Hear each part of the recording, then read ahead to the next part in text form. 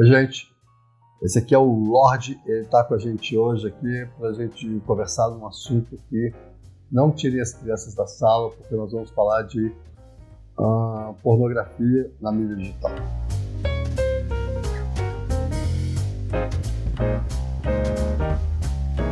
Por que não tire as crianças da sala? Porque esse é um assunto muito reservado, mas que está muito presente no dia a dia dos nossos filhos, dos nossos cônjuges e dos nossos avós também. E a gente vai falar hoje sobre uma mídia que as pessoas falam muito pouco dela, mas que é responsável por um dos maiores problemas na saúde mental das pessoas. Como eu disse já várias vezes, existe um mapa mundial de penetração da mídia que é muito maior do que qualquer mapa de alguma religião conseguir penetrar. A gente sabe que a mídia interfere em pequenas cidades, em grandes países, em grandes cidades, pequenos países. A mídia pornô, né, vamos chamar ela assim, ou cybersex, ela tem uma coisa interessante, que eles têm estatísticas muito interessantes, porque as estatísticas são feitas pelas pessoas que entram. É lógico que quando eu mostrar, vocês verem os dados, vão assustar um pouco, porque os adolescentes não estão nela, né? Nem as adolescentes. Mas é porque, como toda boa mídia, as pessoas para entrar têm que clicar no pontinho falando se elas têm mais de 18 anos ou menos de 18 anos. E é lógico que todo mundo clica mais, mas como eles têm vários dados das pessoas que entram nos sites, eles acabam sabendo a idade, religião, sexo. A gente vai conversar disso em um outro momento também, quando eu aprofundar um pouco mais sobre o grande universo da mídia digital.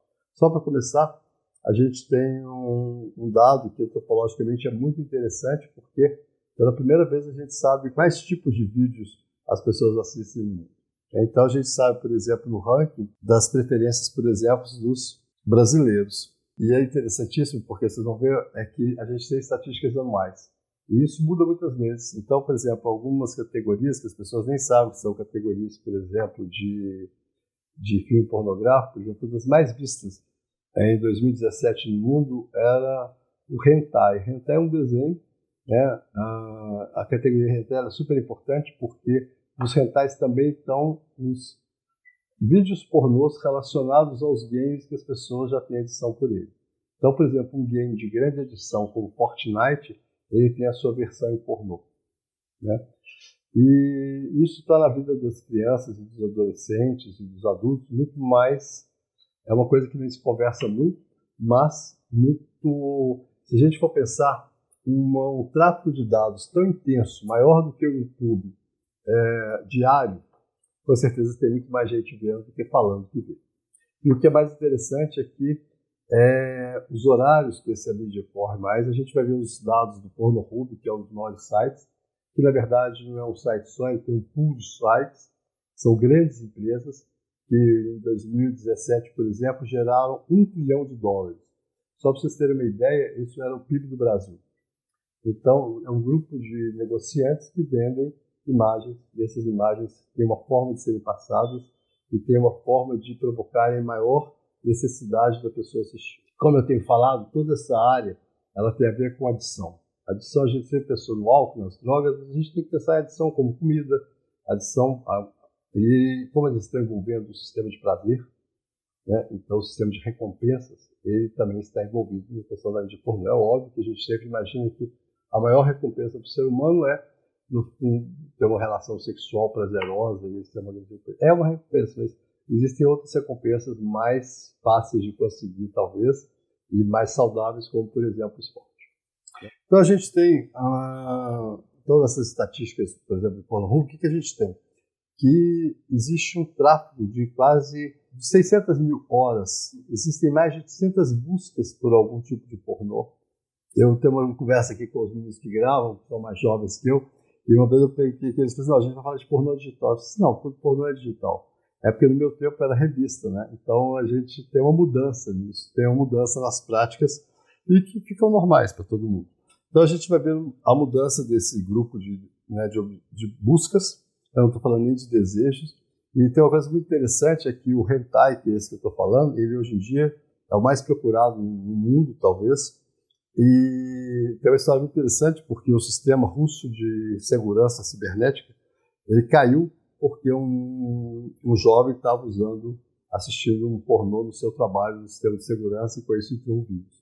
porque dentro desse sistema também existem vários outros parceiros das empresas de pornô, e como elas são todas escondidas e usadas escondidas, muitas vezes as pessoas não percebem, mas elas estão sendo vigiadas e os seus dados estão sendo vendidos. Mas aí chega em 2018 com dados de 33 bilhões de visitas por ano. Se ninguém assiste, se ninguém fala disso, é algo estranho, né? Porque é um universo gigantesco, se a gente for pensar em termos mundiais e por país. E as categorias modificam, isso é o mais interessante, acho, do ponto de vista antropológico, é como que existe uma modificação, e as modificações acontecem por faixa etária, né? Então, assim, os mais jovens, é logo que se espera, os rentais entram bastante forte, mas eles também têm uma busca, que essa também é a primeira vez que eu vi, me assustou muito, que é uma das mais frequentes, é de stepmom, ou de stepdad, quer dizer, né, a madrasta. E aí a gente vai ver a mudança disso com a idade, e que eles vão alterando de acordo com o perfil daquele momento da mídia, do que anda acontecendo no país, do que anda acontecendo. Provavelmente no Brasil deve ter tido um aumento do golden shower depois que o presidente postou sobre isso no Twitter. E o que é mais importante aí é que o acesso muitas vezes se dá pelo console de game.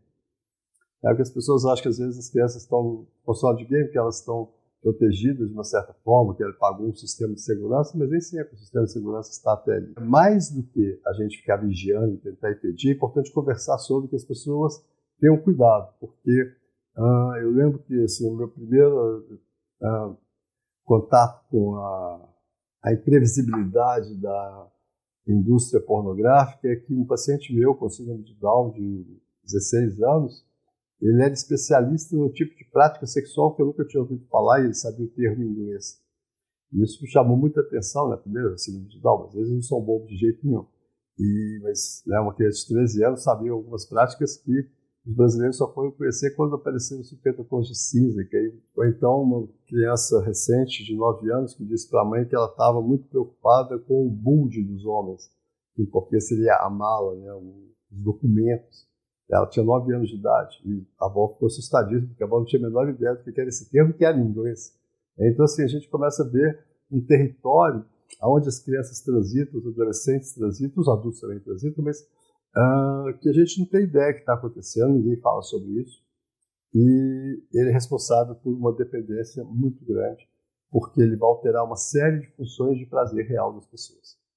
E só para curiosidade, eu acho esse dado muito interessante, é que em 2018, o aumento de pessoas assistindo esse site Pornhub, por exemplo, elas chegaram quase no mesmo tanto de pessoas que estavam assistindo o Oscar. Né? Assim, então, assim, a gente consegue entender como que tem muito mais gente assistindo do que a gente imagina. Né? Assim, na Inglaterra teve um ano que a única coisa que ganhou, uma coisa que perdeu, aliás, um pouco, foi para a mídia pornô, foi o casamento real, que é uma coisa que todo mundo assiste. Então você começa a perceber que muitas vezes as pessoas entram na rede para ver uma coisa e vão parar nela de uma outra forma, porque à medida que ela começa a assistir, ela começa gradativamente a necessidade de buscar esse prazer, e a gente vai perceber que isso também vai alterar outras formas de prazer. Vou chegar nisso nessa conversa ou na próxima. Aliás, como a média de tempo que as pessoas conseguem assistir o vídeo pornô é de no máximo 10 minutos. E essa é a média mundial e é a média de sucesso. Os meus vídeos estão ficando um pouco grandes, eu acho que eu posso perder muita assistência das pessoas que já estão acostumadas a esse padrão. E aí um outro dado que me chama a atenção, e que eu acho que é a importância dele na clínica médica, por exemplo, é que se a gente for ver a média de idade que mais assiste os sites pornôs, que mais visita os sites pornôs, são pessoas na faixa de 35 anos. Homens e mulheres. É lógico que as mulheres vêm ocupando esse espaço gradativamente, mas é crescente. Em alguns países do mundo isso é bastante grande, o Brasil é um deles. E é interessante que as faixas etárias, assim, que as mulheres e os homens entram, são as mulheres de 40 na Filipinas e os homens de 40 na Filipinas. Então a gente começa a perceber um universo que nem sempre é uma coisa que se conversa. As pessoas às vezes assustavam quando as minhas consultas eu perguntava sobre isso, ou quando o ponto básico que eu estou discutindo aqui hoje, a questão do pornô, é que eu tinha alguns casos de alguns pacientes, eu não estou sendo sexista falar que são homens, mas assim, com homens, inicialmente, que eu percebi que tinha alguma coisa errada na condição do tratamento deles, que eles não conseguiam conciliar o sono na hora que eu necessitava, eles não conseguiam organizar a vida no dia posterior da forma que eu imaginava que estaria acontecendo, e essa conduta que eu sempre faço com os pacientes, horário de dormir, atividade física, eu sempre tento organizar um pouco isso. E esses casos não funcionavam. Eu tentei fazer uma grade do que ele fazia no período de dormir, e aí eu descobri 1 hora diária de vídeo pornô a 1 hora da manhã. E com isso ele já tinha passado por 5 ou 6 psiquiatras que não conseguiam tratar a depressão dele. Mas é impossível você tratar a depressão de uma pessoa que simplesmente no horário mais importante do seu sono ela está se dedicando a uma tarefa que aparentemente é de prazer. Aí também de novo utilizando as estatísticas deles, que eu acho que são bem mais verídicas do que se a gente fosse fazer perguntas. Eles sabem que as pessoas assistem mais de 10 à meia-noite, que é o horário que as pessoas teclam mais. E essa é a hora onde as pessoas que estão acordadas assistindo estão alterando o seu sistema de recompensa e no dia seguinte elas precisam de mais e mais e mais. Então esse é um dos mecanismos básicos. A gente já conversou aqui sobre a luz azul, que é um mecanismo de alteração do padrão de sono. O que o sistema de mídia pornô faz é alterar o nosso sistema de recompensa como um todo. Então você começa a buscar mais, a necessitar de mais e a buscar novas práticas. Tem um dado de um outro site também que é bastante interessante, que é o X-Hamster, um site, são dos 10 maiores, né?